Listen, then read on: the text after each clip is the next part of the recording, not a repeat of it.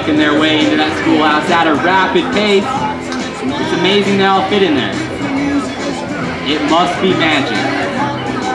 Oh, it's a couple late ones. Okay, I think they're all in. Very good. Well, our next bird is a barn owl. We've trained our barn owl to locate this clicking sound, which is a metronome, wherever I hide it on stage to demonstrate how well they can hear. Now, it's scientifically proven that barn owls can hunt just by sound alone. To demonstrate that, I'm going to hide our clicker right here. Place a reward on top. And we're going to bring our owl out and see if he can find it. Now I'm going to walk over to the center so I don't give it away. And then we'll have our barn owl come out right to the center. Watch that log right there. There you go. Now you'll notice the white heart-shaped base of the owl. That is designed for sound to travel straight into their ears. Notice when he flies, how silent they fly, almost like a big moth. Well, their feathers are designed for silent flight. And when they fly, they use that keen hearing to help them locate their prey. Now I'm going to hide the clicker right over here. Let's hope he doesn't beat me. We'll see if he can find that. Alright, now a nickname for this owl is the monkey-faced owl. You can see why. Okay, he found that. No problem. We'll let him get his treat. Then I'll come pick our owl up.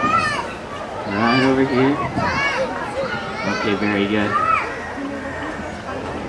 I'll bring him down here for a closer look. Now, barn owls, pretty common throughout the world. They can have large families. They can have about 6 to 7 babies at a time. Now, that's a pretty large family for birds of prey. If you do the math, a family of barn owls of that size could consume about 100 mice a day. So very beneficial birds. Now these birds, we do have them in Utah. You have to be out well after dark to see a barn owl. They are extremely nocturnal. But if you ever do see them in the nighttime, they are pretty easy to spot because usually you'll hear them before you see them. They make a loud screeching sound, and they're pretty light colored, so it's pretty easy to see at night. They almost look white at night in the night sky. And actually the lights on under the owl actually illuminate the owl from underneath, so easy to spot. Now hawks and owls have always been a favorite of mine. They're very beautiful birds, but not only beautiful, they're beneficial. For hawks and owls, we could literally be overrun with rats and mice. So if you don't like rats or mice, you have to love these birds. They give us round-the-clock rodent protection. What's that? Rats and mice, lots of them. Glad everybody's learning and listening. Everybody always loves our owl, always get a great reaction from the audience. All right, he's a neat bird, isn't he? All right, we're gonna send our barn owl down right here. Now all owls have that round facial disc to direct sound into their ears. Okay, we've been working on this for a while. We're going to send him right into this doorway right here. The barn owl, very good, all right.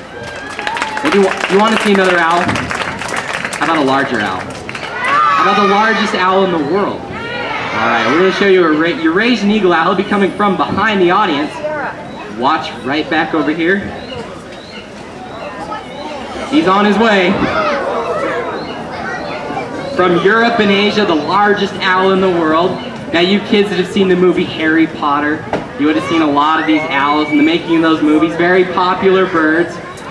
All right, now this is a good photo opportunity for anybody that wants to take a picture right here. Now you'll notice they're very similar to the great horned owl that we have in North America, but they are about twice as large. They have orange eyes instead of yellow eyes. Now you'll notice the ear tufts, the tufts of feathers on their head. Those aren't ears, they're just feathers. The purpose of those is to break up the outline of the owl. It kind of helps them camouflage them when they're sitting in a tree. Now we learned a lot about owls today. Silent flight, keen hearing, keen eyesight. One sense they lack is smell. Most birds can't smell at all. We're going to send them up on the wall. But that's actually an advantage to large owls because they're one of the only natural predators of a skunk. All right, the Eurasian eagle owl, very good. Well, our next bird is another large bird. It's actually the largest hawk found in North America. It's called a ferruginous hawk. It'll be coming from that box way up high, at 130 feet in the air. It makes it down here in about 8 seconds. So if I could have everybody right here just to sit down. Now, if you want to count, remember it's 1, 1,000, 2, 1,000, and so on. We'll time our bird. Watch that box way up high. Here comes the ferruginous hawk. Now, don't start counting yet. Sometimes she likes to sit up there and let me talk a little more about ferruginous hawks. Now the ferruginous hawk comes from a group of hawks called bootios. Bootios are soaring hawks, and they can soar effortlessly for hours riding the thermals. They have large rounded wings and a short rounded tail built for soaring. Now we do have ferruginous hawks here in Utah.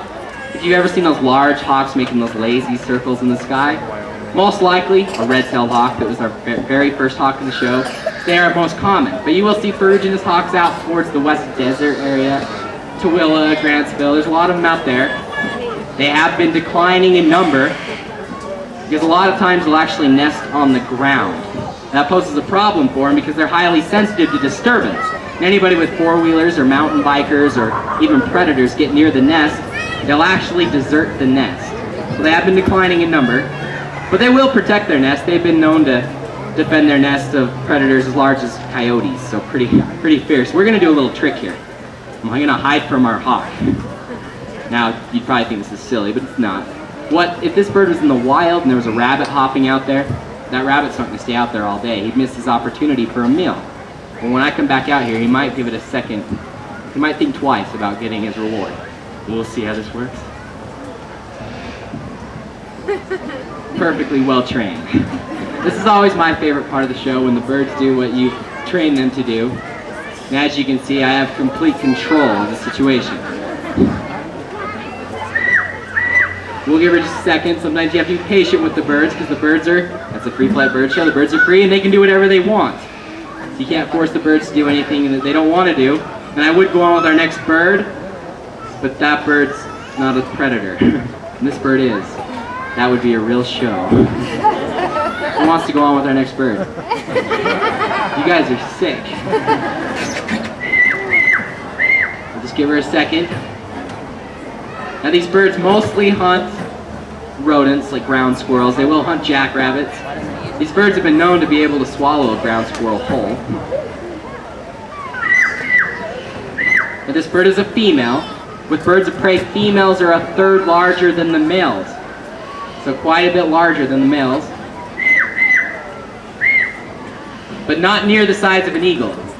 People sometimes will ask me how you know the difference of a hawk or an eagle flying over. Well, if you can imagine an eagle with a 6 to 7 foot wingspan and a hawk with maybe a 4 foot wingspan, pretty easy to tell the difference. Now I'm going to try this again. Actually, she just roused. That's a signal that she's about ready to fly. And what arouses is they ruffle their feathers up. Exactly. All right. Well, I'm going to do this again. She's never been this long. Okay. Now you all know I can't explain what I'm doing because you know what I'm doing. We'll just wait for just a second. All right. I'll come back out here. Well, has it been 8 seconds yet? She's about ready. Now she used to always come out like a bullet until about July when it gets really hot. We started putting cooling systems in the box. She's sitting in an air-conditioned room. All right, she's on her way.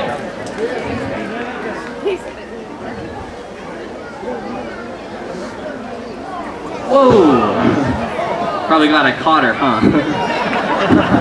One way you can identify these birds in the wild, notice their rust-colored feathers on their legs. Well, in flight, that forms a black V underneath their body. One way you can identify them. The ferruginous hawk, I've told you everything I know about ferruginous hawks. We're going to set him down right here and send her off over to Sean. The ferruginous hawk. All right, very good. Well, our next bird is even larger than the eagle owl, larger than the ferruginous hawk. It is another golden eagle, and we'll be flying our eagle from right back here by Outback Adventures. Watch right back here. It's pretty neat to see this wingspan.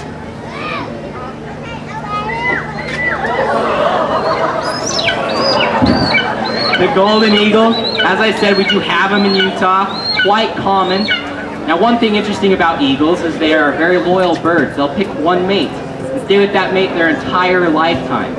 Now most birds will meet up maybe during spring breeding season. Eagles will actually establish a bond with each other and stay with each other throughout the whole year. And eagles can live to be about 40 to 50 years, so they're quite long-lived. And you get a pair of golden eagles that have 20 years of hunting experience between the both of them, and they are, in my opinion, probably North America's most awesome predators. the golden eagle, and we're gonna let our eagle get his treat. We're gonna set our eagle down right here and send him off over to Nick, the golden eagle. All right, very good. Thank you, Nick. Now our next bird is a parrot. Comes from down under. There's a box right up here. Watch that box way up high. Let's see. Gidget, can you get off the door? Okay, let's open the door. We don't want to catapult you out of there.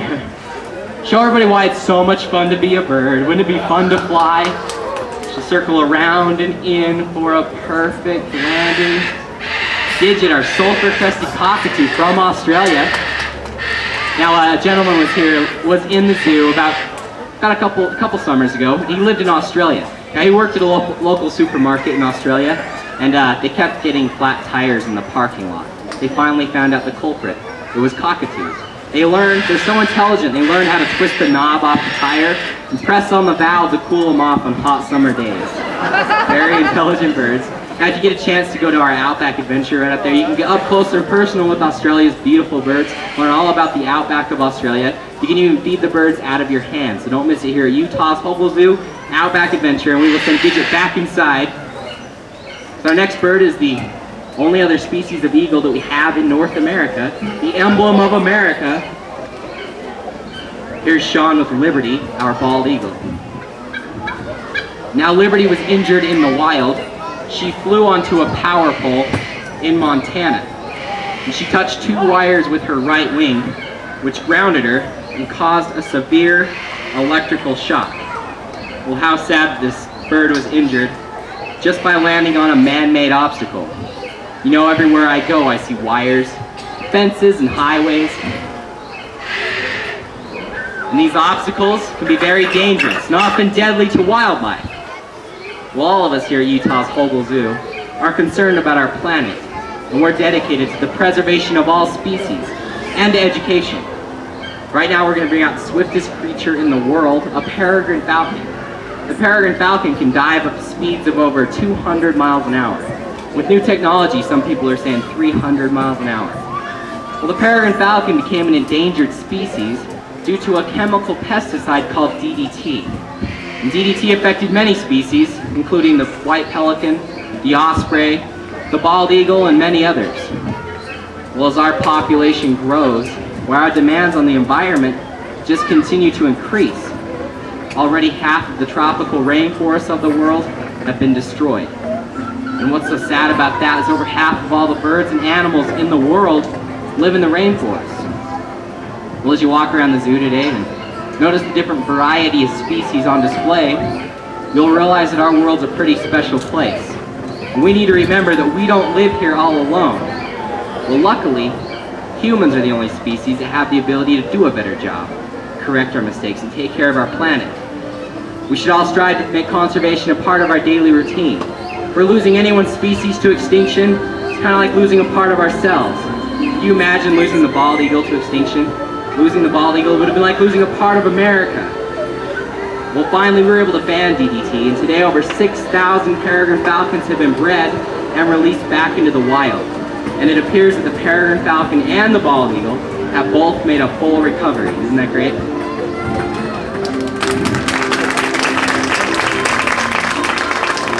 Well, we need to remember that we haven't inherited this planet from our parents. What we are doing is borrowing it from our children.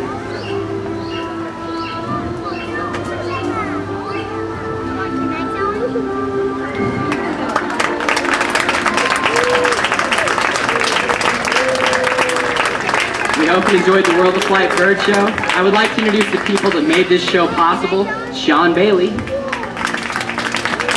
and Nick Harris. I'd also like to thank our volunteers that have helped us all summer. They're even here on their weekend off from school: Matt, Brandon, and Brendan. They've helped us out a lot. On your way out, notice our donation boxes. The donation lets us know that you enjoyed the show. Have a good day at Utah's Hogle Zoo. Bye-bye.